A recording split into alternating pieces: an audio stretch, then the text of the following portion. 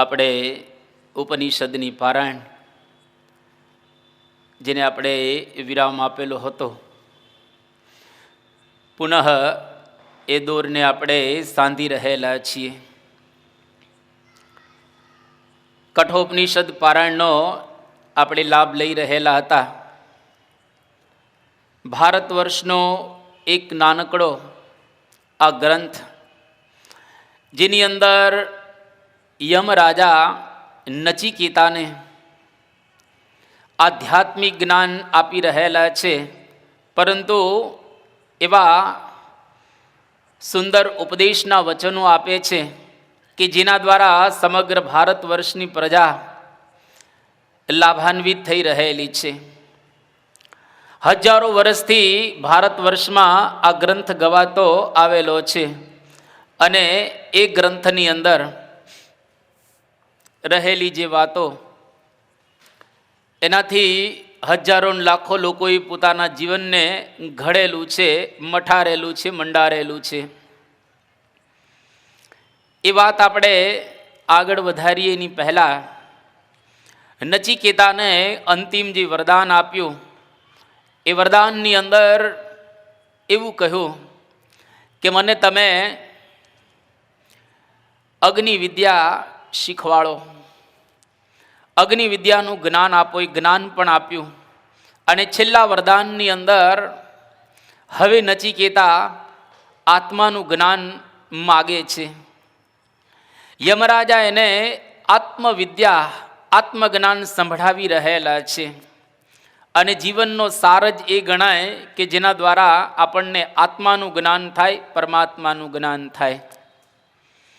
અને આ બે પ્રકારના જો જ્ઞાન ન થાય ને દુનિયામાં કદાચ બીજા અન્ય કેટલાય જ્ઞાનો આપણને થાય, તો એ જ્ઞાન પાછળનો કોઈ બીજો વિશેષ અર્થ ન ગણાય. એટલા માટે અહીંયા આગળ હવે નચિકેતાની પરીક્ષા કરી લીધી અને પાત્ર એકદમ સુપાત્ર છે. પાત્ર ઘડાઈ ગયા પછી એની અંદર કશુંક રેડવાનું હોય. આ સુવર્ણનું પાત્ર નચિકેતા હવે એની અંદર સિંહણનું દૂધ કેતા એવું આધ્યાત્મિક જ્ઞાન હવે યમરાજા એને આપી રહેલા છે. અહીંયા આગળ સમજાવતા કહે છે કે ન સંપરાય પ્રતિભાતિ બાલમ પ્રમાદ્યંતમ વિત્ત મોહેન મૂઢમ અયમ લોક નાસ્તિ પરૈતિ માની પુનઃ પુનર્વશમ આપદ્યતે મે. કેતા હે નચિકેતા, હવે મારી પાસે કોણ આવે છે? મારી પાસે એવા જ લોકો આવે છે કે જે લોકોના જીવનની અંદર ત્રણ વસ્તુ હોય. એક તો પ્રમાદ, જે કરવાનું એ કરે નહીં અને ન કરવાનું એ કરે. એવા માણસો મારી પાસે આવે છે. મારી ચૂડમાં એ ફસાઈ જાય છે.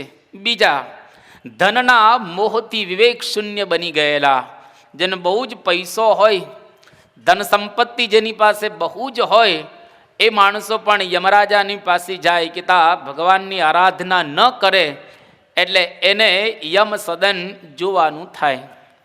અને ત્રીજા માણસો પરલોકને નહીં માનનારા. આ લોક જ ખરેખર જોવાલાયક છે, પરંતુ પરલોકની અંદર કશું રહેલું નથી. નથી અક્ષરધામ, નથી કોઈ બીજા અન્ય ધામો, કે બહાર કશું છે નહીં. આવું જે લોકો માને છે એ યમરાજા કહે મારી પાસે આવે છે. એટલે સૌથી પહેલાં બતાવ્યું પ્રમાદી.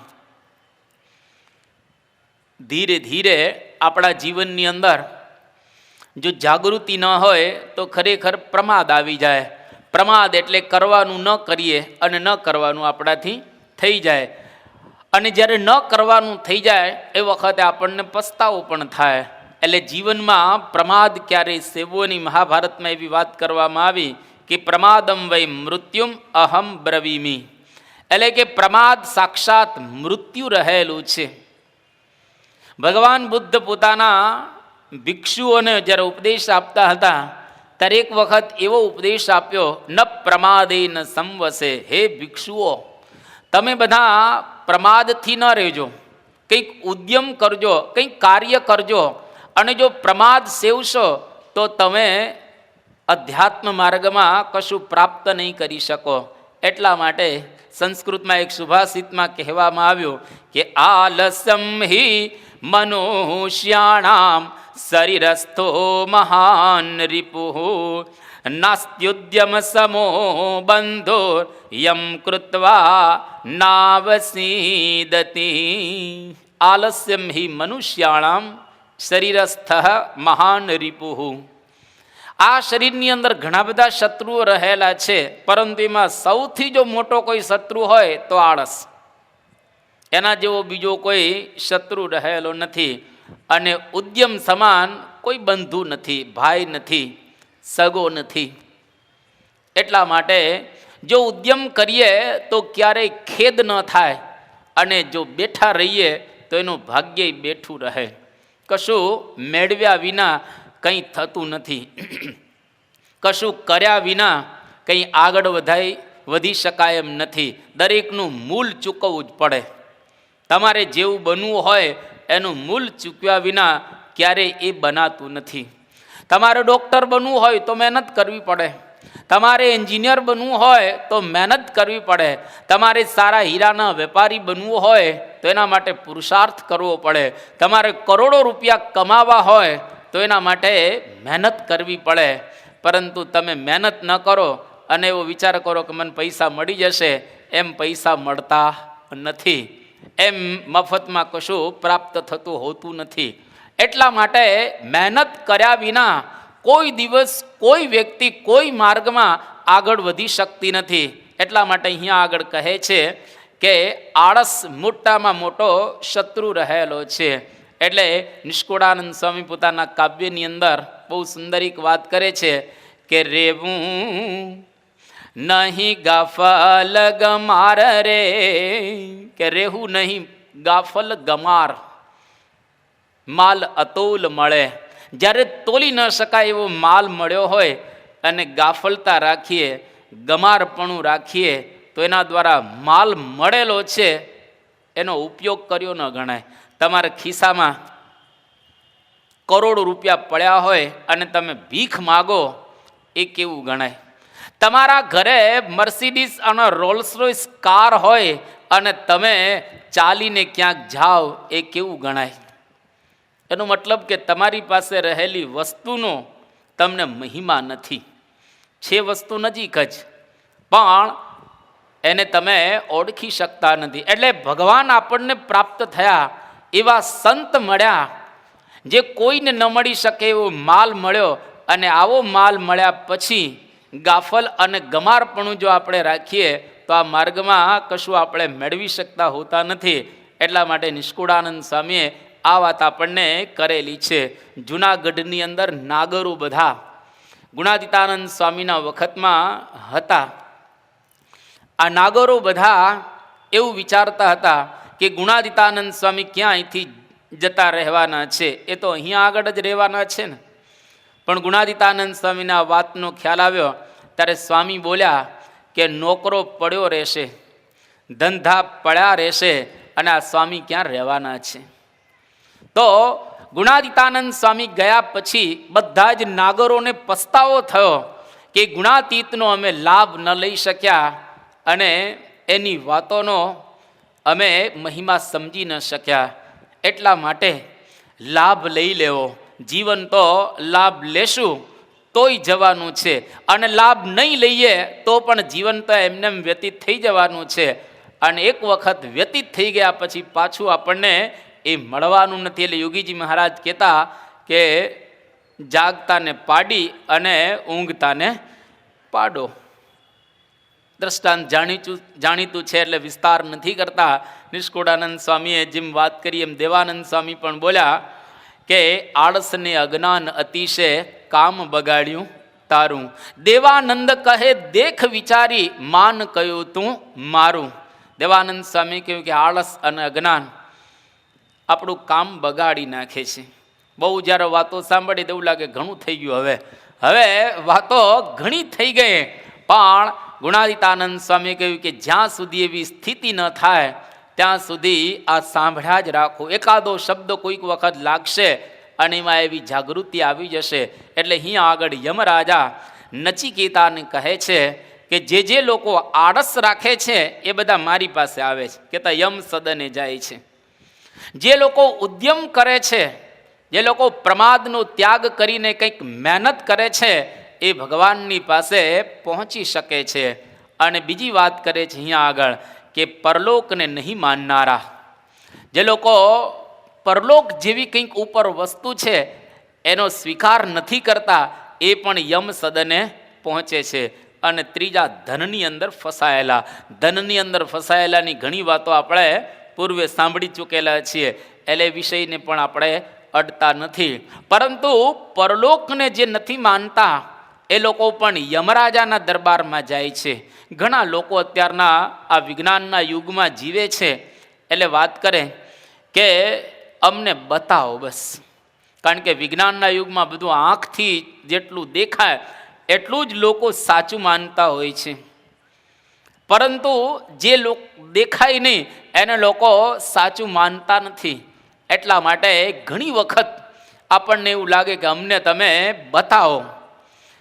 તો ભગવાન આ આંખથી જોઈ શકાય એવા નથી.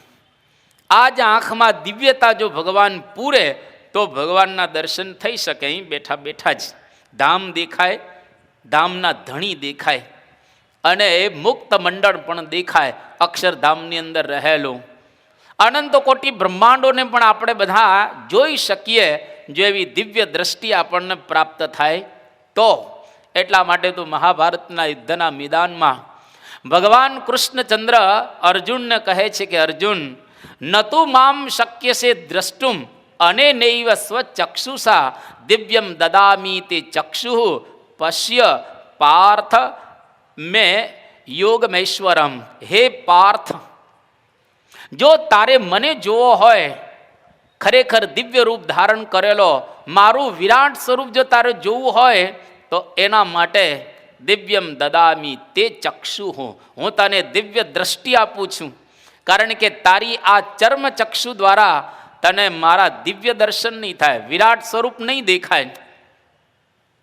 વિરાટ સ્વરૂપને જોવા માટે દૃષ્ટિ બદલવી પડે, અને દ્રષ્ટિ બદલાય તો દેખાય. અને નરી આંખે આમે તમે જુઓ બેક્ટેરિયા ક્યાં આપણને દેખાય છે.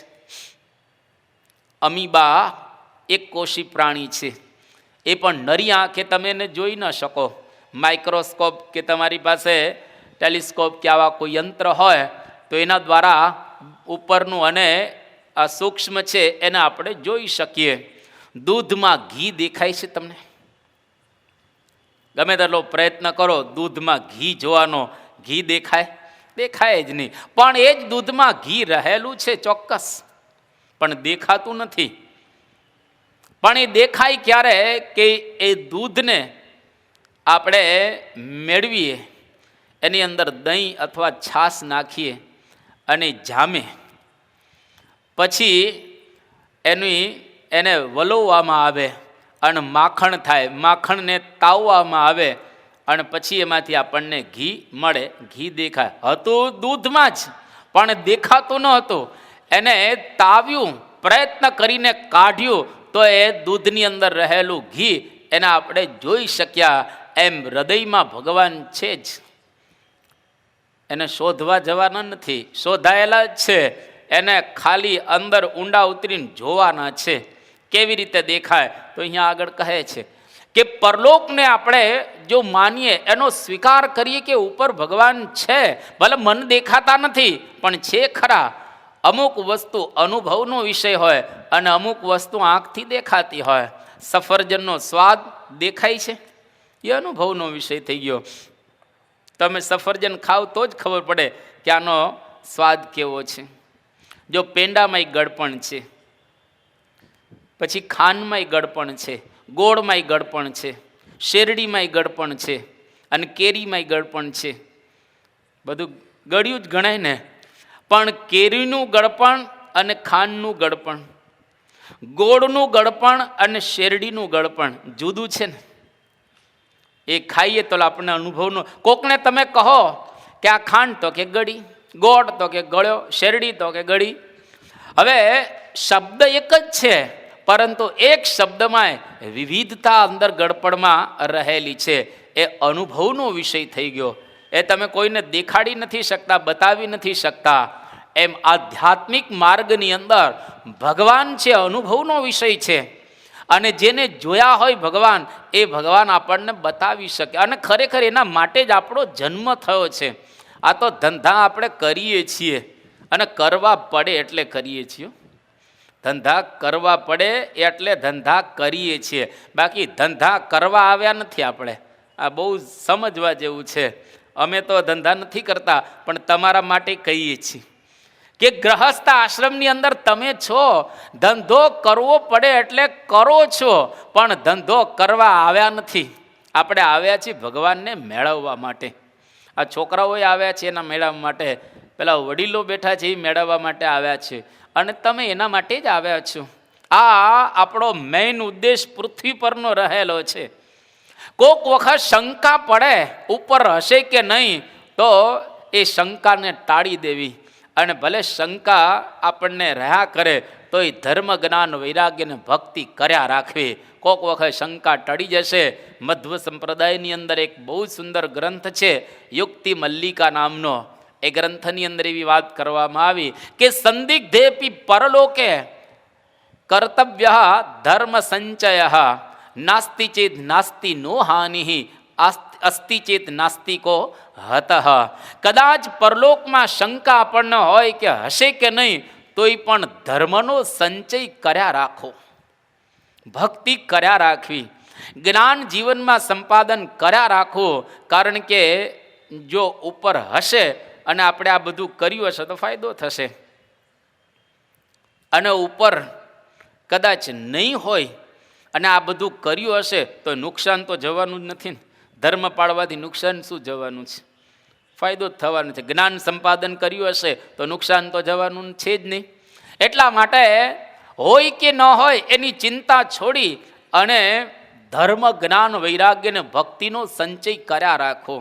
ક્યારેય કંટાળવું નહીં. કથા વાર્તા, કીર્તન, ભજન, સભામાં જવાનું, આ મેઇન વસ્તુ છે.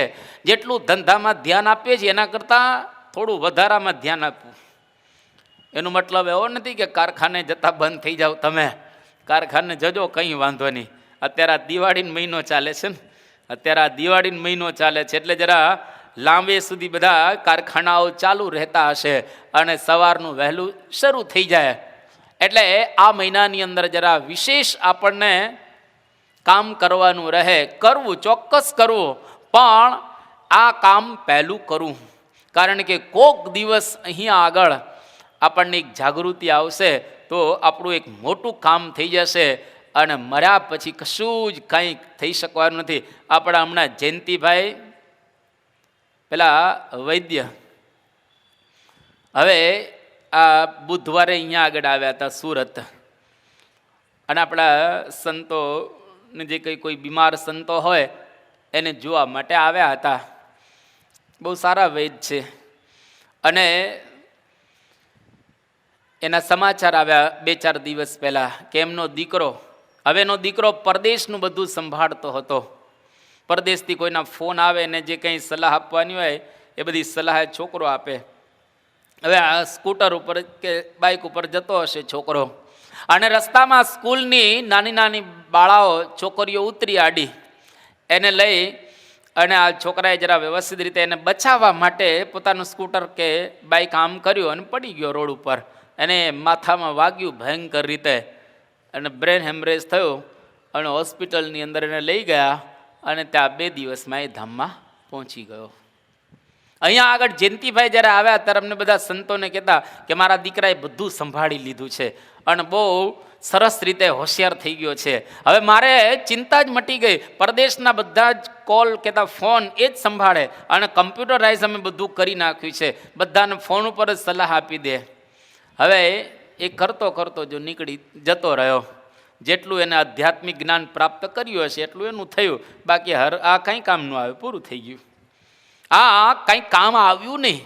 એટલા માટે અધ્યાત્મ માર્ગની અંદર જેટલું કરીએ ને એટલું જ આપણી સાથે રહેવાનું છે, બાકી તો બધો વિસ્તાર જ ગણવાનો.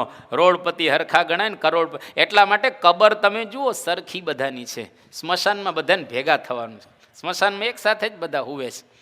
સ્મશાનમાં પૈસાદારની કબર જુદી હોય છે કે સ્મશાન જુદું હોય છે? એવું કે આ પૈસાદાર છે, આ બધા અઠવા લાઈનવાળા છે, એ લોકોનું બંગલા એ જુદી હોય છે કબર. એક જ કબર અશ્વિની કુમારનો આરો જે આવે રોડપતિ કે કરોડપતિ સરખા. તમે કોઈક વખત જાઓ ને કાશી, જોજો કાશીમાં મણિકર્ણિકા ઘાટ છે, હરિશ્ચંદ્ર ઘાટ છે, આવા બધા ઘાટ છે ત્યાં આગળ કાશીમાં.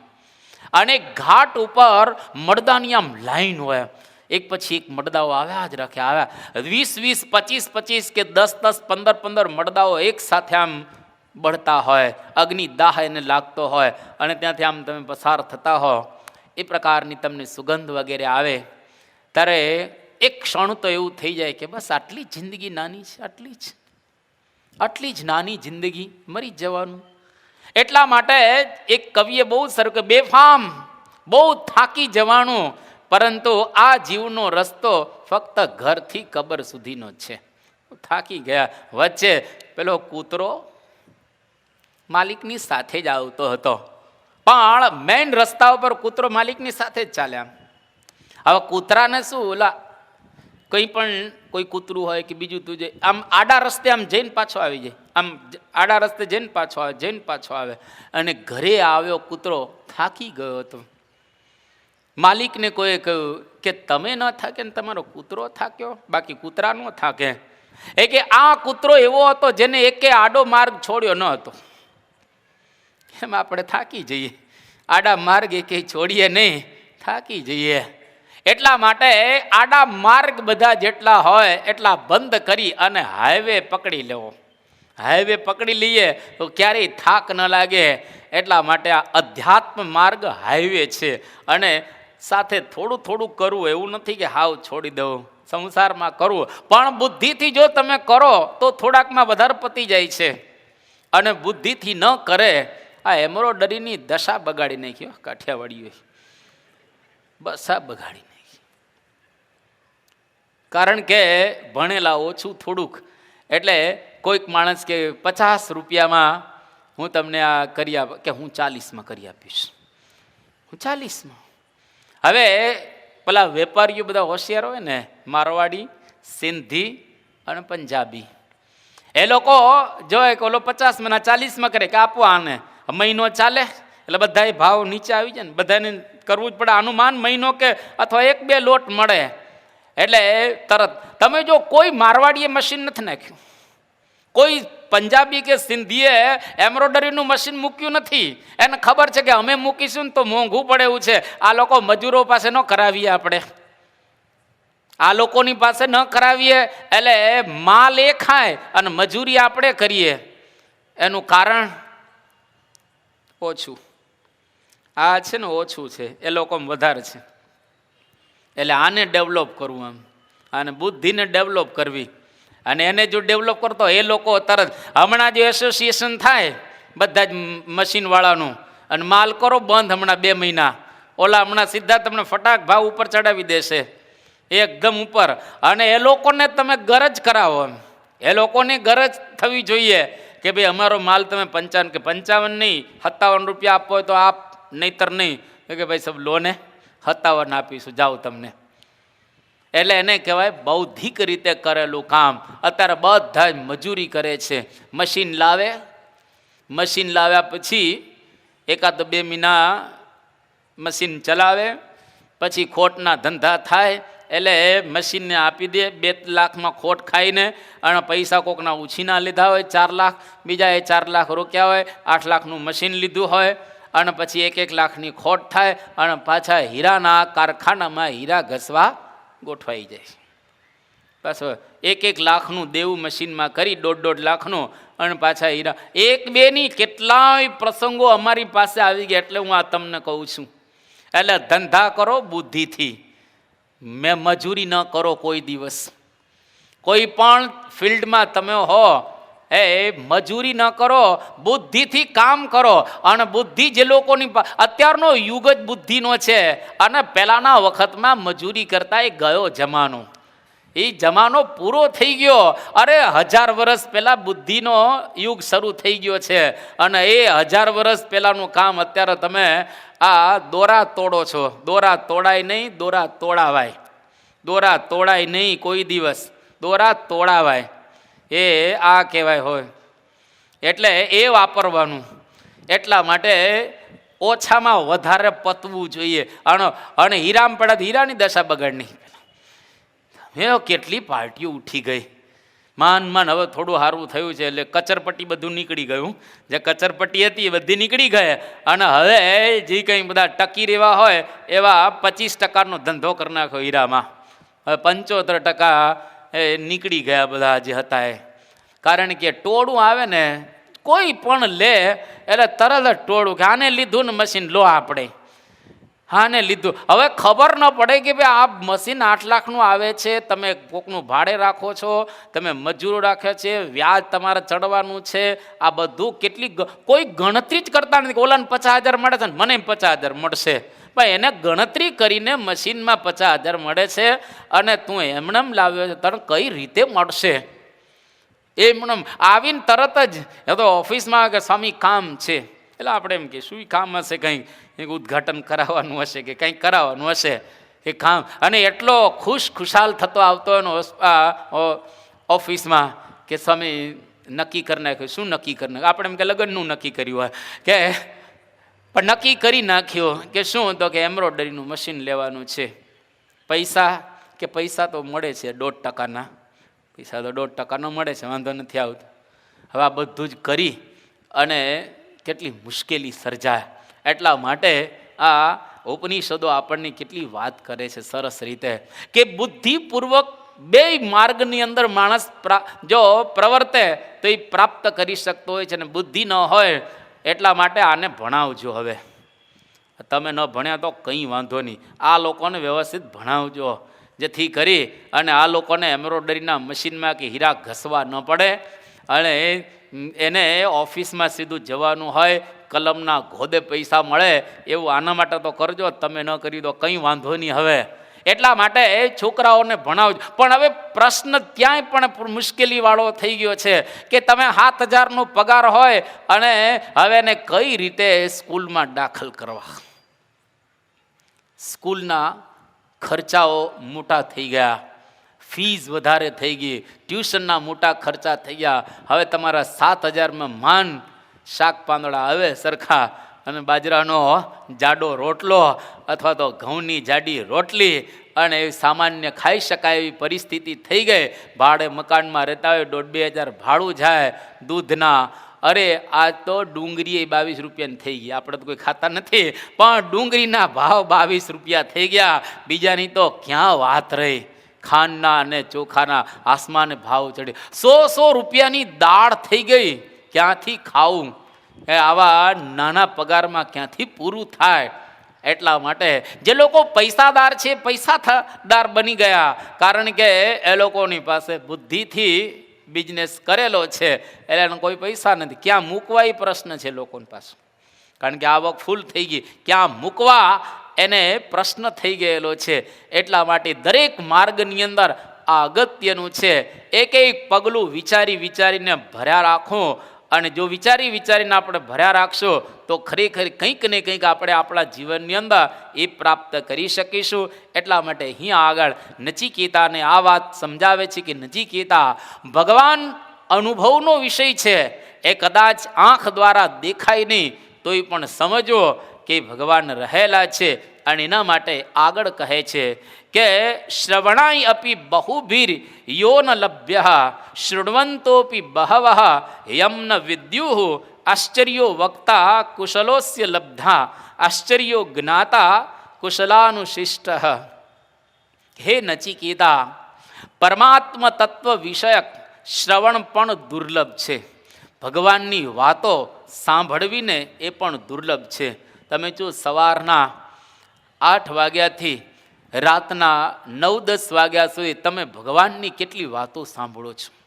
બજારમાં ક્યાંય ભગવાનની વાતો સાંભળવા તમને મળે છે?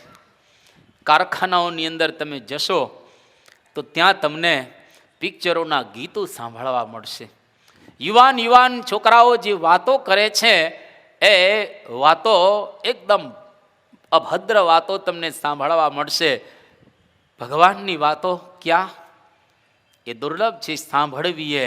અને સાંભળે પણ જાણી શકે નહીં.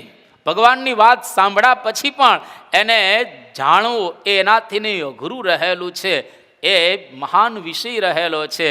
અને આ વિષયનો કુશળ વક્તા મળવો મુશ્કેલ છે કે વાતને ખરેખર આપણને બતાવે એવો વક્તા પણ મળવો મુશ્કેલ. અને પછી કહે છે આનો જ્ઞાતા પણ દુર્લભ છે. આને જાણી શકે એવો માણસ પણ દુનિયાની અંદર દુર્લભ રહેલો છે. આશ્ચર્ય જ્ઞાતા કુશલાનુશિષ્ટ, કે એને જાણનારો ખરેખર એ પણ દુર્લભ રહેલો છે. ગીતાની અંદર ભગવાન કૃષ્ણચંદ્રે એક વાત કરી કે મનુષ્યાણામ સહસ્રેષુ કશ્ચિત યતતિ સિદ્ધયે, મનુષ્યાણામ સહસ્રેષુ કશ્ચિત યતતિ સિદ્ધયે યતતામ અપી સિદ્ધાનામ કશ્ચિન મામ વેત્તિ તત્વતઃ. કે હે અર્જુન, હજારો મનુષ્યમાંથી કોઈક એકાદો માણસ એવો મળે કે જે માણસને ખરેખર સિદ્ધિ મેળવવાની હૃદયથી ઈચ્છા થાય. 1000માં એક જેને સિદ્ધિ મેળવવી છે એવી ઈચ્છા હૃદયથી વ્યક્ત કરનારો મળે. બાકી એવા બહુ ઓછા મળે. સિદ્ધો જેને આપણે કહીએ ને એવા કંઈક પ્રાપ્ત કરવું છે, કંઈક સાધના કરી અને મેળવવું છે એવો 1000માં એક માણસ તમને જોવા મળશે. અને એવા સિદ્ધો ભેગા થાય એમાંથી ભગવાન કૃષ્ણ કહે છે એક માણસ એવો મળશે મામ વેત્તિ તત્વતઃ, મને જેમ છે એમ જાણી શકે એવો. એટલે બીજા અર્થમાં કેવું હોય તો 10 લાખ માણસમાંથી એક માણસ એવો મળે કે જે ખરેખર સાચા અર્થે ભગવાનને જાણવા માટે પ્રયત્ન કરતો હોય અને ભગવાનને જાણી શકે. અને એક વખત ભગવાનને જાણ્યા પછી એને કશું જ જાણવાનું બાકી રહ્યું નથી. એને બધા જ વિષયો પૂર્ણ થઈ ગયા. તો આ માર્ગ કેટલો મુશ્કેલ છે, કેટલો અઘરો છે. પણ ભલે ને ગમે તેટલો અઘરો હોય, શરૂઆત તો કરવી પડે. શરૂઆત તો આ માર્ગમાં કરવી જ પડે. અને જો આપણે શરૂઆત કરીશું તો આપણે પહોંચી શકીએ. જોધો ભરવાડ પહોંચ્યો તો આપણે નહીં પહોંચીએ. શબરી પહોંચી તો આપણે નહીં પહોંચીએ. દાદા ખાચર પહોંચ્યા તો આપણે નહીં પહોંચીએ. અરે ખેડૂત એવા પર્વતભાઈ પહોંચ્યા તો આપણે નહીં પહોંચીએ. એના કરતાં તો આપણે બુદ્ધિશાળી છીએ જ ને. ગોરધનભાઈ માંગરોળના એ દુકાન ચલાવતા ચલાવતા પહોંચી શક્યા તો શું આપણે ન પહોંચી શકીએ? જમા ખત્રી અંતરદ્રષ્ટિ રાખીને ભગવાનની પાસે આવ્યા અને ભગવાનના વાક્યને સમજ્યા તો પહોંચી શક્યા. તો શું આપણે નહીં પહોંચી શકીએ? પહોંચી શકીશું. આ બધાના દૃષ્ટાંતો ઉપરથી આપણે પહોંચી તો શકીએ. પણ એ લોકોએ જે પ્રમાણે કર્યું, અરે ગોરો કુંભાર માટલા ઘડતો ઘડતો ભગવાનની પાસે પહોંચી ગયો. નરસિંહ મહેતા કરતાલ વગાડતા વગાડતા ભગવાનની પાસે પહોંચી ગયા. એટલે સામાન્ય પહોંચી શકે અને એકદમ રાજાઓ મહાન હોય એ પણ પહોંચી શકે. આ માર્ગ બે માટે સરખો જ છે. પણ આની અંદર કરવું પડે. બસ આમાં કરવું જ પડે. આમાં બાપની કમાણી કંઈ ચાલે નહીં. બાપની કમાણી કોઈ આમાં ના ચાલે. તમારા બાપુજી કરોડ રૂપિયા મૂકીને ગયા હો અને પછી તમે ન કમાવો તો ચાલે ખરું. કારણ કે 1 કરોડ રૂપિયા તમે બેંકમાં મૂકી દો અથવા તો કોઈ શ્રોફને ત્યાં મૂકો ને 1% જ તમને આપે તો એ તમારે મહિને લાખ રૂપિયા જ મળે ને. લાખ રૂપિયામાં ઘર સરસ રીતે ચાલે, ગાડીઓ સાથે. બાપની કમાણી આમાં ન ચાલે. દીકરા જો અત્યારે બધા સાંભળે છે, બધા એને તમે ભણાવશો ખરા પણ આ માર્ગ તો એને જ ભણવો પડે. આમાં કોઈ કોઈના માટે કરી આપે એમ નથી. પરણ મરણ આ બધું આપણે જ કરવું. તમને ઈચ્છા થાય કે અત્યારે ટાઈમ નથી અને બીજાને કહીએ કે તું પરણી આવ ને માર બદલે, અને પેલા આપે ખરા? કોઈ બીજો જાય, કોઈ કન્યા આપે ખરા? ન આપે. અને કહીએ કે મારે ભાઈ અત્યારે ધંધા એટલા બધા ધીકતા ચાલે છે, મરવાનોય ટાઈમ નથી. ઘણી વખત બોલીએ છીએ ને આપણે કે મારે મરવાનોય ટાઈમ નથી. તો આપણું મરણ આવ્યું હોય અને આપણે બીજાને કહીએ કે તું મરી જા ને મારે બદલે, એની મરે ખરો કોઈ? ડોહાય નથી મરતા. એ લોકો જીવતા હોય છે કે અમારે જીવવું છે. કશા કામના જ ન હોય, કોઈ કામના ન હોય. ઓટલા ભાંગ્યા સિવાય કંઈ કામ નહીં કરવાનું. સવારના ચા પાણી નાસ્તા કરી અને ઓટલા ઉપર બેસે, આવી અને 12 વાગે ત્યાં સુધી વાતોચીતો કરી પાછા જમે, સૂઈ જાય. 5 વાગે આવીને ઓટલા ઉપર ગોઠવાઈ જાય, પાછા રાત્રે જાય, જમી અને સૂઈ જાય. એને ઓટલા ભાંગવા સિવાય કોઈ બીજો કાર્યક્રમ નહીં સવારથી. તોય તમે ઘરડાને પૂછજો કે દાદા જવું છે? એ કે ના, હજુ પડ્યા છે. વાંધો પડ્યા છે, લો ખાય છે છોકરાઓનું અને પડ્યા છે. એટલે મરવું કોઈને કહેતા જવું કોઈને ગમતું હોતું નથી. એટલા માટે પરણ કે મરણ એ આપણે જ કરવું પડે, બીજા કોઈ કરી ના આપે. એમ અધ્યાત્મ માર્ગની અંદર આપણા માટે કોઈ કરી આપવાનું નથી. આમાં બાપની કમાણી નહીં, ભાઈની કમાણી કે આપણા મિત્રની કમાણી પણ કંઈ કામના લાગતી નથી. એક વખત ભગવાન બુદ્ધ શ્રાવસ્તી નગરીમાં બેઠેલા હતા. એક આમ્રપાલી કરીને નગર વધુ એટલે કે વેશ્યા ભગવાન બુદ્ધની પાસે આવી અને કહેવા લાગી કે ભગવાન, તમે મારા માટે કંઈક સાધના કરી આપો જેના દ્વારા હું અધ્યાત્મ માર્ગમાં આગળ વધી શકું અને મને એવી એક અદ્ભુત પ્રાપ્તિ થાય. તારે ભગવાન બુદ્ધે કહ્યું કે એવું કરજે, તું તારા ઘરે તું દીવો પ્રગટાવજે, એનો પ્રકાશ મને અહીં આગળ પ્રાપ્ત થશે. એટલે તરત જ પેલી બાઈ બોલી કે હું મારા ઘરે દીવો પ્રગટાવું, એનો પ્રકાશ તમને અહીં ક્યાંથી પહોંચે? એ કે કેમ ન પહોંચે? પહોંચે જ ને. પણ કે એ દીવો તો મારા ઘરે પ્રગટતો હોય અને એનો પ્રકાશ અહીં સુધી કોઈ દિવસ તમારા આશ્રમમાં ક્યાંથી ના આવે? ત્યારે ભગવાન બુદ્ધે કહ્યું કે હું તારા માટે સાધના કરું અને એનો પ્રકાશ તને ક્યાંથી મળે? આમ્રપાલી આત્મદીપો ભવ આમ્રપાલી, કે હે આમ્રપાલી, તારે તારો જ ઉદ્ધાર કરવાનો છે અને જો તું ખરેખર કર તો જ તને પ્રાપ્ત થાય એવું છે. એકલો જાને રે, તું એકલો જાને રે, તારે એકલા જ જવાનું છે. આમાં કોઈ તને સાથ આપવાનું નથી, કોઈ મદદ ન કરી શકે. આમાં ઘણી વખત આપણને મદદ કરે ને લોકો. તમારી પાસે પૈસા ન હોય તો બાજુનો પાડોશી કોઈક મદદ કરે કે ભાઈ આને લો 5,000 રૂપિયા, 10,000 રૂપિયા. કોકની પાસે અનાજ ન હોય તો અનાજ આપે આપણને. 1 ગુણી તમને આપીએ છીએ, 1 બોરી લઈ જાઓ અને આ અમારી મદદ. પણ આમાં તમને કે ભાઈ 10 માળા આપણી તો લે લાખ, માળા 10 આપી શકો તમે પેલી બુક સ્ટોલમાંથી લઈને, પણ 10 માળાના મણકા જે ફર્યા અને એ પુણ્ય પ્રાપ્ત થયું, એ પુણ્ય કોઈમાં ટ્રાન્સફર થતું નથી. એ આપણે જ કરવું પડે. એટલે આની ઉપરથી આપણને ખ્યાલ આવી જાય કે ખરેખર આત્મજ્ઞાન માટે બીજા કોઈ એ ચાલે નહીં. એટલા માટે યમરાજા અહીંયા આગળ કહે છે કે આત્મજ્ઞાન જો તારે નચિકેતા મેળવવું હોય તો હવે આગળ કહી રહેલા છે કે વક્તા અને જ્ઞાતા બેયનું દુર્લભપણું બતાવે છે. સાથી શા માટે? વક્તાય મળવો મુશ્કેલ અને એવો જ્ઞાતાય મળવો મુશ્કેલ. યમરાજા જેવા વક્તા છે અને નચિકેતા જેવો મુમુક્ષુ જ્ઞાતા છે. બે બરાબર ભેગું થઈ ગયું. ઘણી વખત જ્ઞાતા આપણે બરાબર હોઈએ, વક્તા મળવો મુશ્કેલ પડે. એવો વક્તા તો હોવો જોઈએ ને. તો આજે આપણા કેટલા સદભાગ્ય ગણાય કે આજે પ્રમુખ સ્વામી મહારાજ જેવા વક્તા આપણને મળ્યા છે. એટલે વક્તા તો મળી ગયા છે, હવે જ્ઞાતા બનવાનું છે.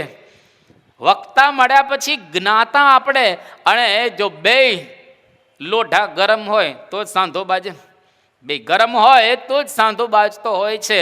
એટલા માટે નચિકેતાને યમરાજા સમજાવે છે કે ન નરેણ અવરેણ પ્રોક્ત એષ સુવિજ્ઞેય બહુધા ચિંત્યમાન અનન્ય પ્રોક્તિ ગતિ અત્ર નાસ્તિ અણિયાન હ્ય અત્યર્ક્યમ અનુપ્રમાણાત. હે નચિકેતા, આત્મ સાક્ષાત્કાર વગરનાથી નિરૂપાયેલો આ આત્મા એને જાણી શકાતો નથી. જેને આત્માનો સાક્ષાત્કાર ન થયો હોય, જેને પરમાત્માનો સાક્ષાત્કાર ન થયો હોય અને નિરૂપણ કરે, એ વાત આપણને સમજાવે તો એને જાણી શકાતું હોતું નથી. તો કેટલા સદભાગ્ય ગણાય કે જેને સાક્ષાત્કાર થયેલો છે, જેને આત્મજ્ઞાન અને પરમાત્મ જ્ઞાન હસતા મલકવત છે એવા સ્વામી કે બેય છે ને એના પોતાના સ્વરૂપનું પણ જ્ઞાન છે અને પરમાત્મા સ્વામિનારાયણ ભગવાન એનો એને સાક્ષાત્કાર કરેલો છે, એને પોતે જોઈ રહ્યા છે. જેમ છે એમ ભગવાન સ્વામિનારાયણને દેખે છે, એટલે બેય એની પાસે છે. આ બેયનો કોઈ જાણકાર હોય અને એને કહેવાય સાચા અર્થમાં વક્તા. બાકી અહીંયા આગળ કહે છે સુવિજ્ઞેય બહુધા ચિંત્યમાન અનન્ય પ્રોક્તે ગતિ અત્ર નાસ્તિ, કે પોતાની બુદ્ધિ કદાચ વિશાળ હોય, બુદ્ધિ વૈભવ ઘણો બધો હોય, પણ એના દ્વારા પણ આને જાણી શકાતો નથી. કેટલા બુદ્ધિશાળી લોકો આ દુનિયાની અંદર રહેલા છે. તમે દુનિયા સામે જરા દ્રષ્ટિ કરો તો તમને ખબર પડશે કે કેવા કેવા બૌદ્ધિક માણસો આ વિશ્વ ઉપર અત્યારે છે, પૂર્વે હતા અને ભવિષ્યની અંદર થવાના છે. બૌદ્ધિકો એક મિનિટની અંદર લોકો કરોડો કમાય છે. અરે એની સલાહના કેટલા પૈસા લોકો લે છે. અરે બોલવાના એક મિનિટ કોઈ બોલે 2-3 લાખ રૂપિયા લે. એના વોઇસના કિંમત તો જુઓ તમે. એક તમને નાનકડી સલાહ આપે, એ સલાહના 1 મિનિટના તમને લાખ રૂપિયા ચાર્જ કરે. બોમ્બેની અંદર નાની પાલખીવાળા આપણા એક હરિભક્ત લખાલુલા હમણાં જ ધામમાં ગયા. એમને કંઈ કેસ ચાલતો હતો, એટલે નાની પાલખીવાળાની સલાહ લેવા માટે ગયા. હવે આ પોતે તો વાત નથી કરતા, એનો વકીલ નાની પાલખીવાળાની જોડે વાત કરતો હતો અને નાની પાલખીવાળાનો સેક્રેટરી ત્યાં બેઠો હતો. વકીલે વાતનો પ્રારંભ કર્યો. કેસ હતો, એની સલાહ લેવાની હતી અને 18 મિનિટ લખાલુલાનો વકીલ બોલ્યો. નાની પાલખીવાળાએ 18 મિનિટ સાંભળ્યું અને 2 મિનિટ સલાહ આપી કે તમારો કેસ મેં સાંભળી લીધો, હવે તમે આ પ્રમાણે કરજો તો તમે જીતી જશો. 20 મિનિટ પૂરી થઈ ગઈ. નાની પાલખીવાળાએ કહ્યું કે time is over, now I go, હું જાઉં છું. એટલે બાજુમાં રહેલો સેક્રેટરી એને પૂછ્યું કેટલી મિનિટ થઈ, તો કે 20 મિનિટ થઈ. એટલે લખાલુલાને કહ્યું કે 20 લાખનો ચાર્જ થશે. 20 લાખ લઈ અને તો જતો રહ્યો. બોલ્યા તો 2 મિનિટ, 18 મિનિટ સાંભળવા નહીં લાખ રૂપિયા. બોલવાના તો ખરા પણ સાંભળવા નહીં લાખ રૂપિયા કોણ આપે તમને? તો જો આને કહેવાય બુદ્ધિશાળી માણસો, હોશિયાર માણસો. ખાલી સાંભળે એનાય પૈસા લે, બોલે એના તો લે. એટલે આને અહીંયા આગળ નચિકેતાને સમજાવે છે કે નચિકેતા, કોઈ બુદ્ધિશાળી માણસ હોય અને બુદ્ધિ વૈભવ એની પાસે બહુ હોય તો પણ આત્મજ્ઞાન એ પ્રાપ્ત ન કરી શકે. ગમે તેટલા બુદ્ધિશાળી તમે હો તો આત્માનું જ્ઞાન તમને ન મળે. અરે મોટા મોટા ધરણીધરો થઈ ગયા જે દુનિયાને હલાવતા હતા, પણ એ આત્મજ્ઞાન પ્રાપ્ત કર્યા વિના એમણે વિદાય લઈને ગયા. કારણ કે આ સૂક્ષ્માતિ સૂક્ષ્મ, તેથી તર્કથી પર છે. તર્ક એટલે કોઈ તર્ક ઊભો કરે એની ઉપર તમે જરા વિશેષ બુદ્ધિશાળી હો એની વાતને તોડી નાખો, એટલે તમે તાર્કિક ગણાવો. અને અત્યારનો યુગ તાર્કિક યુગ છે. પણ ગમે તેટલા તમે તાર્કિક હો તો પણ આ આત્મજ્ઞાન પ્રાપ્ત થાય એવું નથી. પ્રત્યક્ષ પ્રમાણ કે અનુમાન પ્રમાણનો આ વિષય નથી. કેટલી એક સૂક્ષ્મ વાતો કરે છે. એટલે જ આને ગહન જ્ઞાન કહેલું છે. પ્રત્યક્ષ આત્મા કોઈનો નજરથી દેખાતો નથી. કોઈના હૃદયની અંદર રહેલો આત્મા એ ક્યારેય કોઈ જોઈ શકતું નથી. અત્યારે કેટલા સૂક્ષ્મદર્શક યંત્રો નીકળ્યા છે. એક નાની વસ્તુ હોય એને લાખ ગણી કરીને મોટી બતાવે તમને. સાવ નાની વસ્તુ માઇક્રો સર્જરી કરે જ્યારે એના હથિયારો કેટલા નાના હોય, સાવ નાના હથિયારો હોય. હવે નાના હથિયારોને અંદર જોવા માટે તો બીજું રાખવું પડે ને, જેથી કરીને ત્યાં વ્યવસ્થિત સર્જરી થઈ શકે. એટલા મોટા મોટા યંત્રો નીકળ્યા છે, સૂક્ષ્મદર્શક યંત્રો. પણ કોઈ સૂક્ષ્મદર્શક યંત્ર દ્વારા આત્માને જોઈ શકાતો નથી. કેટલો સૂક્ષ્મ આત્મા હશે. અણુ એષ ધર્મ, આ એકદમ અણુ છે, સૂક્ષ્માતિ સૂક્ષ્મ છે, એને પ્રાપ્ત કરી શકાતો નથી ને જોઈ પ્રત્યક્ષ પ્રમાણનો વિષય જ નથી. ગમે તેટલા પ્રયત્ન કરશો તો આંખથી તો એ દેખાશે જ નહીં ક્યારેય બહાર કે હૃદયની અંદર રહેલો. એટલા માટે તમે અંતરની આંખે ઓળખો. આંખ બે છે. અત્યારે કોઈને આંખ મીચાવતા નથી આપણે, પણ તમે જોજો કોઈક વખત તમે આંખ મીચશો ને તો તમને બે વસ્તુ દેખાશે. એક અંધારું દેખાશે, ક્યારેક પ્રયોગ કરજો, અંધારું, એક આ નોર્મલ. બીજી વખત તમે આંખ મીચશો તો ઝાંખો ઝાંખો પ્રકાશ દેખાશે. ઝાંખો હશે, એકદમ ઝાંખો, એમાં કંઈ બીજું દેખાશે નહીં, પણ અંધારા કરતાં થોડુંક આગળ. અને ત્રીજું એવું પણ દેખાશે કોઈક વખત એકદમ તમને પ્રકાશના શેરડા દેખાશે, આમ શેરડા પ્રકાશના, અને દેખાઈને બંધ થઈ જશે. જાજો સમય રહેશે જ નહીં, એને દેખાઈને બંધ થઈ જશે. અને કોઈક વખત થોડી વાર રહેશે પણ ખરા. આ પ્રયોગ કરજો. પ્રયોગ કર્યો હોય તો આંખ બંધ કરીને ખુલ્લી આંખે જ કામ કર્યા છે. ખુલ્લી આંખે જ આપણે કામ કર્યા છે. કોઈ દિવસ બંધ આંખ કરી જ હોય તો ને. પણ હવે જરા બંધ આંખ કરજો. આ શાસ્ત્રની અંદર બધી વાતો કરવામાં આવેલી છે ને, દેખાશે વાસ્તવિક રીતે તમને કે અંધારું, ઝાંખો ઝાંખો પ્રકાશ, પ્રકાશના શેરડાઓ અને થોડોક પ્રકાશ, આવું દેખાય. અને જેમ જેમ પ્રકાશ દેખાતો થાય અને જ્યારે દેખાશે ને થોડો થોડો તમને શાંતિનો સેજ અનુભવ થશે. પ્રકાશથી અટકી નહીં જવાનું. પ્રકાશની અંદર પરમાત્માના દર્શન થાય ત્યારે અટકવાનું છે. પણ આ આત્મા પ્રકાશિત છે. પરમાત્મા એ અતિશય પ્રકાશવાળા આ રહેલા છે, એવી વાતો કરવામાં આવેલી છે. ત્યાર પછી નચિકેતાને સમજાવી રહેલા છે કે આ અનુમાનનો પણ આ વિષય નથી. ઘણી વખત આપણે અનુમાન કરતા હોઈએ છીએ. કયા પ્રકારનું અનુમાન? તો કે યત્ર યત્ર ધૂમઃ તત્ર તત્ર વહનિ. જ્યાં જ્યાં તમને ધુમાડો દેખાય ત્યાં ત્યાં અગ્નિ હોય જ. બરાબર? ધુમાડો હોય ત્યાં અગ્નિ હોય. છોકરાઓ, વાત સાચી છે ને? ધુમાડો દેખાય તો ત્યાં અગ્નિ તમને દેખાય જ. ભલે તમે નજીક જવું પડે, પણ અગ્નિ ન હોય તો ધુમાડો કોઈ દી નીકળે નહીં. અગ્નિ અંદર હોય તો ધુમાડો નીકળે. ભલે ભારેલો અગ્નિ હોય, દેવતા હોય, ગમે તે હોય, પણ ધુમાડો દેખાય એટલે સમજવું કે ત્યાં આગળ અગ્નિ હશે જ. એ અનુમાન કરી શકાય. આ અનુમાનનો વિષય થયો. પણ ઘણા ધુમાડા એવા હોય છે જ્યાં અગ્નિ ન હોય. તમે ઉકરડામાં જજો, ઉકરડો હોય ને, ઉકરડો આમ તમે થોડો સમય આમ રાખેલો હોય અને પછી સવારના પોરમાં ઉકરડો ખોલશો ને તો તેમાંથી ધુમાડો નીકળો હશે જોરદાર, પણ ત્યાં અગ્નિ છે. એટલે વાત શું થઈ? આ ખોટી પડી, ખોટી વાત પડી. એટલે નવ્ય ન્યાયની અંદર 64 પ્રકારનો ધુમાડો બતાવ્યો છે. 64 ધુમાડાના વિશેષણો કે આવો આવો આવો આવો આવો આવો આવો ધુમાડો હોય ત્યાં અગ્નિ હોય. લ્યો, બાકી બરફ તમે બહાર કાઢો ને ફ્રીજમાંથી, ધુમાડા નીકળશે. પણ અથવા ફ્રીજને ખોલશો તો ધુમાડા નીકળશે. ત્યાં અગ્નિ છે કે ઠંડુ છે? ઠંડુ રહેલું, અગ્નિ તો કાંઈ છે જ નહીં.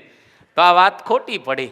એટલે કોઈક જગ્યાએ ધુમાડો દેખાય તો આપણે અનુમાન કરીએ કે અગ્નિ હશે જ, પણ એવું હોતું નથી. એટલે અનુમાનનો આત્મા વિષય નથી, અનુમાનથી પર છે આ. અને અનુમાન લગભગ બધા સમજી શકે. એટલે ગધડાન પેલા કાગડાઓ સમજી શકે અનુમાન. તમે જોજો, કાગડો બેઠો હોય અને તમે નીચા વળી અને કંઈક લેવા જાઓ ને કાગડો ઉડી જશે. કેમ? તો કે માણસ મને મારશે તો પથ્થર. કાગડો અનુમાન કરી લે તરત જ. એક વખત કાગડી પોતાના નાના બચ્ચાને પ્રશિક્ષણ આપતી હતી, જેમ તમે તમારા દીકરાને આપો એ રીતે. બધી જ પ્રકારની વાત કરી કે માણસ આવો હોય છે. હાથમાં દંડો લઈને આવેલે ધ્યાન રાખો, આપણે ફટ ઉડી જવું. નીચે આમ જેવો વળે તરત આપણે ઉડી જવું. બધા જ પ્રકારની શક્યતાઓ બતાવી દીધી. એક એક શક્યતાઓ વીણી વીણીને કાગડીએ એના બચ્ચાને સમજાવી દીધું.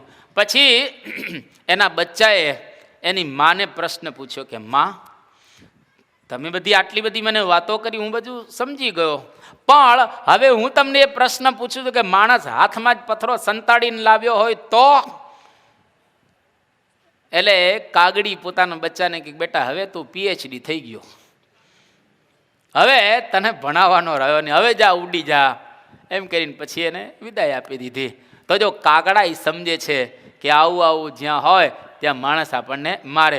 ગધેડાને તમે જો આમ જતો હોય ગધેડો દંડો લેજો તમે, ભાગશે તરત ગધેડો હોય, સમજે છે કે માણસ મારશે મને. યત્ર યત્ર દંડ તત્ર તત્ર તાડનમ, જ્યાં જ્યાં દંડો હોય ત્યાં તાડન હોય. એટલા માટે ગધેડા સમજે છે, કાગડાઓ સમજે છે. આ અનુમાનનો વિષય કહેવાય, પણ ભગવાન અનુમાનથી પર છે, એને પ્રત્યક્ષનો વિષય નથી ને અનુમાનનો પણ એ ભગવાન વિષય એ નથી. એટલા માટે અહીંયા આગળ કહે છે કે નૈષા તર્કેણ મતિ આપનીયા પ્રોક્તા અન્યેન એવ સુજ્ઞાનાય પૃષ્ઠ યામ ત્વમ આપઃ સત્ય ધ્રુતિર બતાસી ત્વદૃક્નો ભૂયા નચિકેત પ્રષ્ટા. બહુ સુંદર અહીંયા આગળ કહી રહેલા છે કે આ આત્મજ્ઞાન હે નચિકેતા અનુમાનથી ન પ્રાપ્ત થાય. એ અનુમાનનો કોઈ વિષય નથી. શબ્દ બ્રહ્મ અને પરબ્રહ્મમાં જેની નિષ્ઠા થઈ હોય, જેને સાક્ષાત્કાર એનો થયો હોય, એવા ગુરુ દ્વારા જ આ આત્મજ્ઞાન પ્રાપ્ત કરી શકાય છે. તું ધીરજવાળો છે, તમારા જેવો પૂછવાવાળો અમને ક્યાંથી મળે. બહુ ખુશ થઈ ગયા યમરાજા નચિકેતા ઉપર. એટલે આ પ્રમાણે કહે છે સૌથી પહેલાં આત્મજ્ઞાન તર્કથી ન મળે. હમણાં જેમ વાત કરીએ પ્રમાણે તર્ક પ્રતિષ્ઠાનાત અપી અન્યથા અનુમેયમ ઇતિ ચેદ એવમ અપી અનિર્મોક્ષ.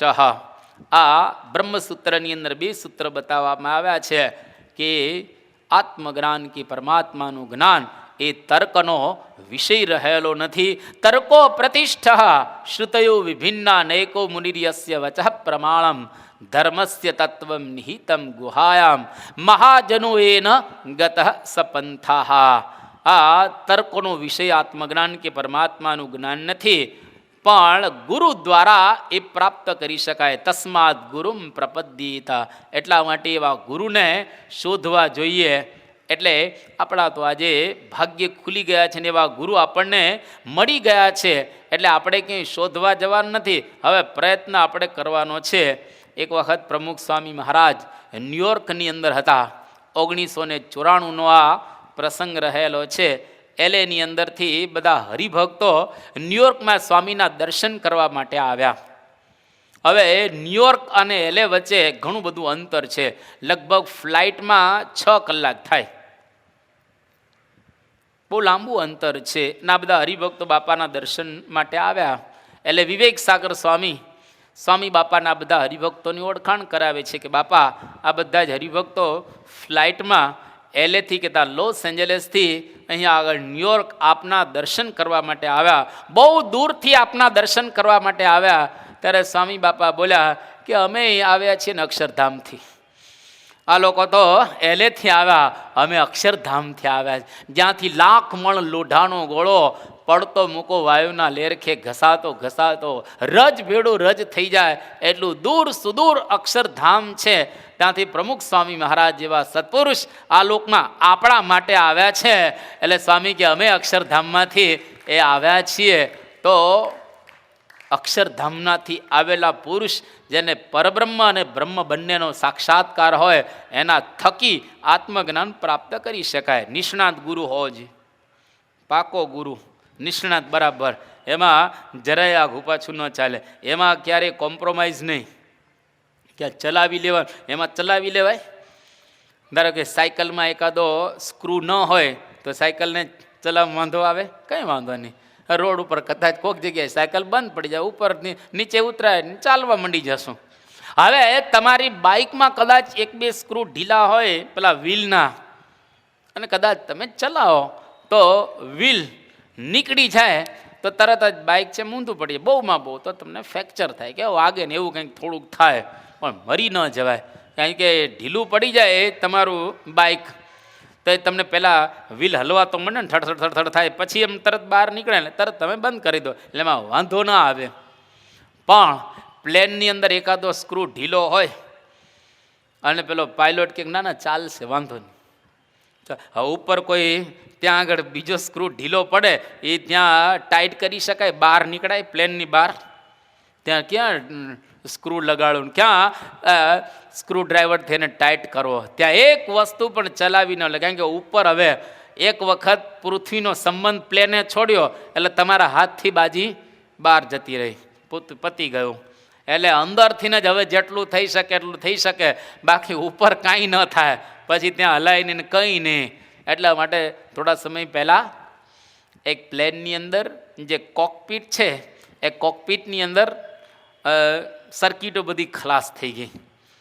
એટલે હવે પાયલોટે જાહેરાત કરી દીધી અને એકદમ એને ફોન પણ થઈ ગયો ત્યાં આગળ જેના સ્ટેશન પાસે કે આ કોકપીટની અંદર જે પાયલોટ ચલાવતો હોય કે એની અંદર કે આ બધી સર્કિટો ખલાસ થઈ ગઈ છે, મને એવું લાગે છે કે આ પ્લેન પહોંચશે નહીં, હવે એરપોર્ટ સુધી પહોંચશે નહીં. ભગવાન પહોંચાડે તો વાત જુદી છે. એ લોકોએ પોતાની રીતે બહુ પ્રયત્ન કર્યા, જબરજસ્ત પ્રયત્ન કર્યા અને ભગવાન ભળ્યા. પ્લેનમાં પણ બધાને કહી દેવામાં આવ્યું કે અત્યારે આ પ્રકારની પરિસ્થિતિ સર્જાયેલી છે, ફાસન યોર સીટ બેલ્ટ, તમારો સીટ બેલ્ટ છે ને તમે બાંધી રાખો. એટલે દરેક પોતાના સીટ બેલ્ટને બાંધી દીધા અને અડધો કલાક જ હવે દૂર હતું એમાં આ પ્રકારની પરિસ્થિતિ સર્જાયેલી હતી. અને ધીરે ધીરે પાયલોટ હોશિયાર હતો એટલે પ્લેન લાવ્યો તો ખરો, એકદમ નજીક આવી ગયું એરપોર્ટની. પાયલોટને કે કદાચ પડી જશે અને ભગવાનની દયાથી એને એવી રીતે લેન્ડ કર્યો કે પ્લેન પડ્યું તો ખરું ત્યાં આગળ, પણ વાંધો ન આવ્યો અને એકદમ જરા લેન્ડિંગ પહેલું થઈ ગયું.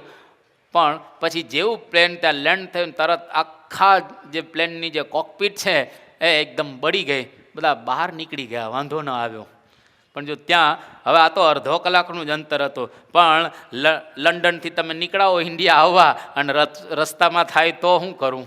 કાંને દરિયામાં ઉતારવું પડે, પ્લેનને દરિયામાં લેન્ડ કરવું પડે, અથવા તો એ જાય દરિયામાં લેન્ડિંગ. ઘણા બધા પ્લેનના થયેલા છે, ઉપરથી ખબર પડે કે હવે દરિયામાં લેન્ડિંગ સિવાય બીજો કોઈ, એટલે એ તરત 6 ડોર કે 7 8 ડોર હોય, બધા ડોરને ખોલી નાખે, બધા પેલું પહેરી લે લાઈફ જેકેટ અને સીધા કૂદવાનું છે. પ્લેન ચાલતું હોય ને દરિયામાં તમારે કૂદી જ પડવાનું, બસ પતી ગયું. લાઈફ જેકેટ પહેરેલું હોય એટલે તમે અંદર પડો પાણીમાં, એટલે ત્યાં આગળ તરતા જ હોય તમે પાણીમાં. એની વખતે સંદેશો આપી દીધો હોય કે બોટ લઈને અમે આ જગ્યાએ આવજો હવે. એટલે તમારે 1-2 કલાક જે પાણીમાં તરવાનું હોય દરિયાની અંદર, મોટા મોટા મોજા આવે, એમાં તમે જો ગભરાઈ ગયા તો વસ્તુ જુદી છે, પાણી પી જાઓ પણ બાકી મરો નહીં. લાઈફ જેકેટ હોય ને એમાં તમારી પાસે. આ બધી સેફ્ટી પ્લેનની અંદર બતાવવામાં આવી. પણ કદાચ નીચે દરિયો ન હોય ને આવું થયું હોય તો પૂરું થઈ ગયું. કેટલાય પ્લેન ક્રેશ થઈ ગયા છે અને કેટલાય હેલિકોપ્ટરે ગયેલા છે. એટલા માટે એક વસ્તુ સૂક્ષ્મતાથી, કારણ કે ઉપર ચડવાનું છે, એટલે જવાનું છે આપણે અક્ષરધામમાં, એટલે નિષ્ણાત ગુરુ જોઈએ. અને એક નિષ્ણાત જો ગુરુ હોય તો વાંધો ના આવે, બાકી ગુરુ કળ્યા ગોકળીનાથ ને ગરડો બળદ ને ગાલીનાથ, ધન હરે પણ ધોકો ન હરે એવા ગુરુ કલ્યાણ શું કરે? ભરવાડ જેવા ગુરુ કર્યા હોય એ આપણું જ્ઞાન ક્યારે એ હરે નહીં, ધન આપણું લઈ લે, બાકી ગુરુ વગર કોઈ દિવસ સિદ્ધિ પ્રાપ્ત ન થાય. એટલા માટે ઘણા બધા શાસ્ત્રોની અંદર વાતો કરવામાં આવી છે. જનક રાજાને અષ્ટાવક્ર જેવા ગુરુ મળ્યા તો રાજની અંદર ફસાવા ન દીધો અને ખરેખર જનક સુખદેવજીના ગુરુ થઈ ગયા. ચાંગદેવને જ્ઞાનેશ્વર જો ગુરુ મળ્યા તો સાચા અર્થમાં જ્ઞાન પ્રગટ કરી દીધું. અને કેવું અદ્ભુત જ્ઞાન, જેની વાતો આપણે સાંભળેલી, વિસ્તાર ન કરતા. સ્વામી વિવેકાનંદજીને રામકૃષ્ણ પરમહંસ જેવા ગુરુ મળ્યા, વાલિયાને નારદ જેવા મળ્યા, તુલસીને હનુમાન જેવા મળ્યા, અરે ભર્તૃહરિ રાજાને ગોરખનાથ જેવા ગુરુ મળ્યા. તો ગોરો કુંભાર, હવે આ ગોરા કુંભાર એક વખત બધાના માથા ઉપર ટકોરા મારતા હતા. નામદેવને બધા જ હતા અને બધાની ઉપર ટકોરા મારી અને કહે કે આ કાચો છે પાકો છે. ગોરા કુંભારને કીધું કે તમે જે માટલાને ટકોરો મારીને કહો છો કે માટલું પાકું કાચું, એવી રીતે અમારી ઉપર ટકોરો મારીને અમને બતાવો કે અમે પાકા ભગત છીએ કાચા ભગત છે. હવે નામદેવ એવા હતા જે ભગવાન વિઠ્ઠોબાની સાથે વાતો કરે, ભગવાનની સાથે વાતો કરતા હતા. લો, એ કાચા થોડા હોય. ગોરા કુંભાર ત્યાં આગળ આવી અને એની પર માર્યો આમ ટકોરો અને એવું કે નામા કચ્ચા. નામદેવ તમે કાચા છો. નામદેવ કહ્યું કે હું કાચો? હું તો ભગવાનની સાથે વાતો કરું છું. અને રાત્રે વિઠોબાને પૂછ્યું કે તે ગુરુ નથી કર્યા એટલે તું કહેવાય કાચો. એટલે કદાચ ભગવાન આપણી જોડે વાતો કરે ને ગુરુ જો નિષ્ણાત ન કર્યા હોય તો પણ આપણે કાચા રહી જઈએ. એટલા માટે પંચ વર્તમાને પૂરા શુરા અને હરિને સંભાળતા આવા જો ગુરુ કરેલા હોય તો આપણે બરાબર પાકી જઈએ. પાંચે પાંચ વર્તમાન જેને પૂરા હોય, નિષ્કામ, નિર્લોભ, નિર્માન, નિસ્નેહ અને નિસ્વાર્થ, આ પાંચે વર્તમાન બરાબર પૂરા હોવા જોઈએ. અને ખરેખર પૂરા છે પ્રમુખ સ્વામી મહારાજ. નિષ્કામી વર્તમાન આજે આપણને કહેવાનું મન થાય. દુનિયામાં બ્રહ્મચારીઓ તો કેટલાય છે જે લોકો આજીવન બ્રહ્મચર્ય વ્રત ધારણ કરતા હોય છે, પણ બ્રહ્મચારીઓમાં પહેલો નંબર જો આપવાનો હોય તો પ્રમુખ સ્વામીને પહેલો નંબર આપીએ.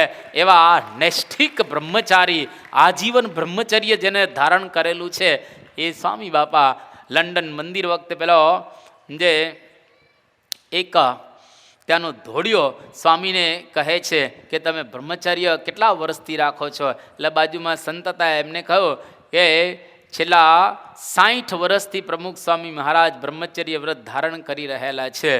એટલે પ્રમુખ સ્વામી મહારાજ સંતને કહ્યું કે 75 કહો, કારણ કે 15 વર્ષની ઉંમરે બાપા આવ્યા હતા અને 60 વર્ષથી સાધુમાં હતા. એટલે એ વખતે 75 વર્ષ સ્વામી બાપાની ઉંમર હતી. તો આજીવન બ્રહ્મચર્ય વ્રત એને ધારણ. એક તો બ્રહ્મચારી પુરુષ લાવો આ ધરતી ઉપર.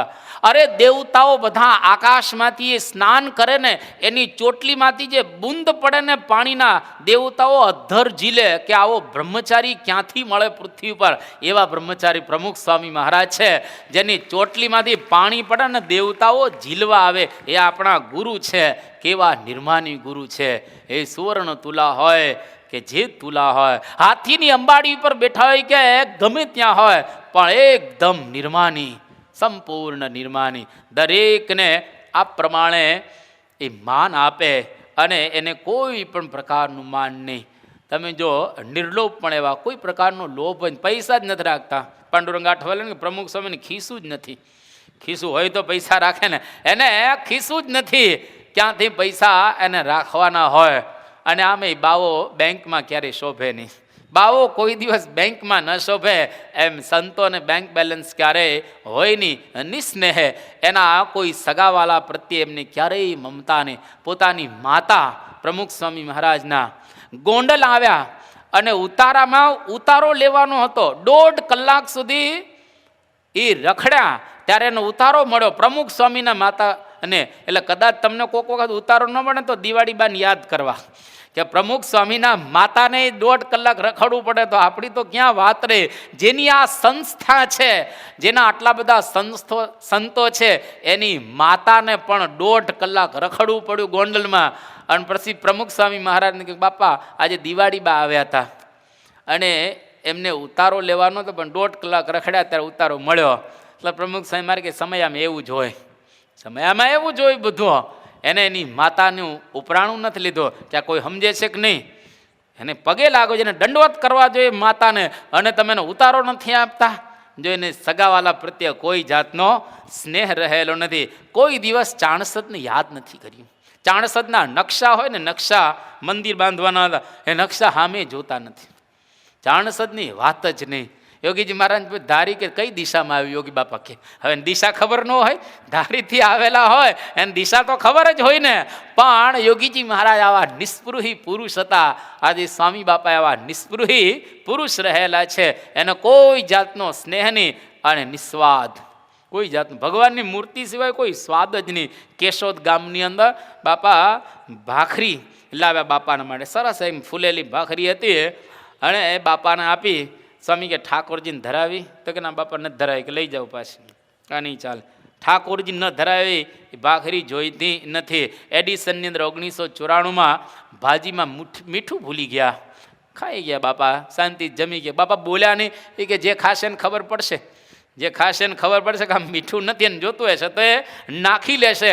કેટલી વખત એ કડવી કઢી જમ્યા છે, કેટલી વખત કડવા ઢેબરા જમ્યા છે, અરે કરકરવાળી રોટલી જમેલી છે, વધારે મીઠાવાળા દૂધીના ઢેબરા એને ખાધા છે, અને જપાનમાં શીરામાં મીઠું નાખેલું એ પણ પ્રમુખ સ્વામી મહારાજ જમી ગયા છે. પણ આજ સુધી ક્યારેય પ્રમુખ સ્વામી બોલ્યા નથી કે આ રસોઈમાં આવી નથી. એટલે ઘરે ક્યારે થાળી ન પછાડવી. બસ તમારે ઘરે થાળી નહીં પછાડવાની. જરાક મોડું થઈ ગયું હોય કે ઠંડુ હોય કે કદાચ સ્વાદમાં બરાબર ન હોય, દાળ 2 માળની હોય, નીચે પાછું જાડું હોય ને ઉપર તળતી હોય પાણી, કઢી 2 માળની હોય તો બોલવાનું નહીં, અને સ્વામીના પ્રસંગોને યાદ કરી અને જમી લેવાનું. બસ આ પ્રમાણે સંતોષ પામેલા યમરાજા પોતાના પરમ કલ્યાણના સાધનભૂત આત્મજ્ઞાનની જે પ્રાપ્તિ છે એનો પ્રકાર હવે નચિકેતાને બતાવવાના છે.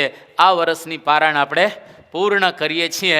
આવતી વખતે હવે આ દિવાળીનો દિવસ આવવાનો છે તો એ દિવસે આપણે પારાયણ બંધ રાખવામાં આવેલી છે, અને દિવાળી પછી હવે નવા વર્ષથી પાછા આપણે આગળ પારાયણ સાંભળવા માટે પધારીશું.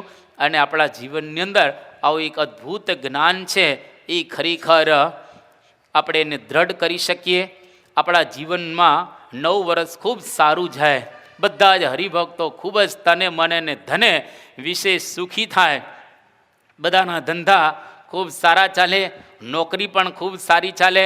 જેટલા બાળકો અહીંયા આગળ બેઠેલા છે ને જે આવ્યા નથી એમના પણ બાળકો બધા એ પણ ખૂબ સારું ભણે, અને મહારાજ આપણું સ્વાસ્થ્ય પણ સારું રાખે, તને મને, અને વિશેષ આપણે ધને સુખી થઈ શકીએ, અને અધ્યાત્મ માર્ગમાં દિવસે ને દિવસે આપણે પ્રગતિ કરી શકીએ, અને અંતે આલોકને છોડતા પહેલાં આત્મજ્ઞાન અને પરમાત્માનું જ્ઞાન પ્રાપ્ત કરી અને અક્ષરધામના અધિકારી બની શકીએ એવી મહારાજના શ્રી ચરણોમાં પ્રાર્થના. શ્રી સ્વામિનારાયણ ભગવાનની આનની આનની આનની આનની આનની આનની આનની